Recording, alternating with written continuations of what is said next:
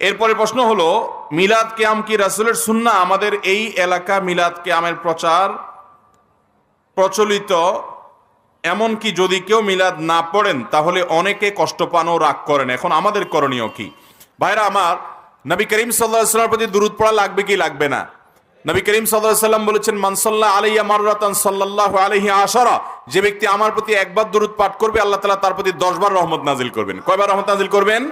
10 বার রহমত নাজিল করবেন। এই জন্য বেশি বেশি দুরূদ পাঠ করতে হবে। কিন্তু দুরূদ পাঠের জন্য সম্মিলিতভাবে পাঠ করতে হবে, সবাই ডেকে একত্রিত হয়ে দুরূদ পাঠ করতে হবে, এরকম কোনো কথা কোরআন হাদিসে কোথাও বলা। সাহাবীরা দুরূদ পাঠ করছে না করে নাই? তারা দুরূদ পাঠের জন্য এরকম সবাই সমবেত হতেন, ডেকে একত্র হতেন, এরকম কোন জাল হাদিসও পাওয়া। দুরূদটা ব্যক্তিগত আমল। আচ্ছা, নামাজের মধ্যে আপনারা দুরূদ পড়েন কি পড়েন না? এই দুরূদটা কি সবাই একসাথে সুরে সুর মিলিয়ে তালে তাল মিলিয়ে পড়েন? যার যার দুরূদ শেষে পড়েন না? তো নামাজের মধ্যে যদি দাওয়াত দুরূদটা যার যার পার্সোনাল আমল হয়, নামাজের বাইরে আপনাকে সম্মিলিত রূপ দেওয়ার জন্য কে নির্দেশ দিয়েছে?